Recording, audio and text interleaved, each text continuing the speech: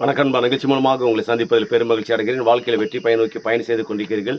இந்த பயணங்கள் நல்ல முறையில் வெற்றி பெற என் அன்பின் வாழ்த்துக்கள். நீங்கள் நல்லா இருப்பீங்க. இப்போ இருக்கிறத விட 1000 மடங்கு அதிகமாகும்படி சேனைகள் கர்த்தர் உங்களை ஆஸ்வதிப்பார். அநேகர் என்றது என்ன? ஆமாம், இப்போ பாவம் இதே சொல்கிறீங்க. 1000 மடங்கு நல்லா இருப்பேன், வற்றாத நீரூற்றை போல் இருப்பேன், உலகத்துக்கு கடன் கொடுப்பேன், என்ன நிலைமை இப்படி இருக்குது என்று சொல்லி நல்லா கொஞ்சம் பாருங்கள். என் நிலைமை இப்படி இருக்குது என்று சொல்லிட்டு எதிர்ப்பதமான நல்ல வார்த்தைகளை நாம் ஆப்போசிட்டாக எடுத்துக்கொள்ளும் பொழுது அப்பொழுதே விசுவாசமாகப்பட்டது வேலை செய்ய முடியாமலே போயிடும். ஆனால் நல்லா கவனிச்சு பாருங்கள், ஆபிரகாமுக்கு சொல்லப்பட்டது, ஆனால் அதுக்குண்டான எந்த விதமான அறிகுறி கிடையாது.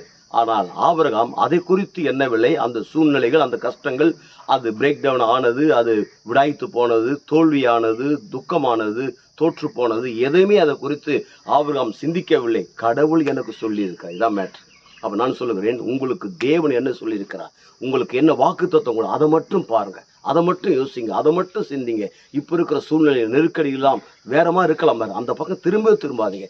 தேவன் உங்களுக்கு கொடுத்துருக்க அந்த வாக்கு தத்துவம் மீது திரும்புங்க. அந்த வாக்கு தத்தங்கள் ஒரு நாள் உங்கள் வாழ்க்கையில் நிறைவேறும். உங்களுடைய வியாபாரத்தில், உங்களுடைய பிஸ்னஸில், உங்களுடைய வேலை ஸ்தலங்களில், உங்களுடைய டிபார்ட்மெண்ட்டில், என்னென்ன காட்டில் இருந்து அத்தனை டிபார்ட்மெண்ட்லையும் அது ஜொலிக்கும் பாருங்கள். விசேஷமாக உங்களுடைய ஊழியங்களில் அது ஜெலிக்கும் பாருங்கள். அது ஜெலிக்கும் போது என்ன உண்டாகுது என்றால், இந்த உலகத்தில் மிகப்பெரிய ஷைனிங்காக மாறுகிறது.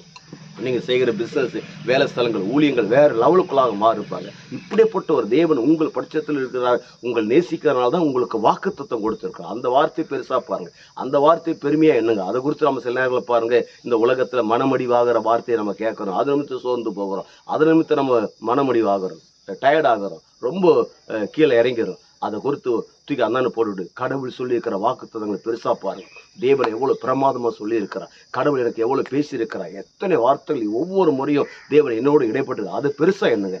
அது பெருசாக எண்ணும் போது உங்கள் வாழ்க்கை பெருசாக மாறும். அப்படி பெருசாக மாறும்போது என்ன நடக்குதுமா, ஒட்டுமொத்த உலக நாடுகளுக்கு நாம் ஆண்டவர் இயேசு கிறிஸ்து உங்களை கடன் கொடுக்கும்படியாக வைக்கிறார். நீங்கள் வற்றாத நீரூற்றை போல் இருப்பாய் என்று சொல்லி உங்களிருந்து விடைபெறுகிறேன்.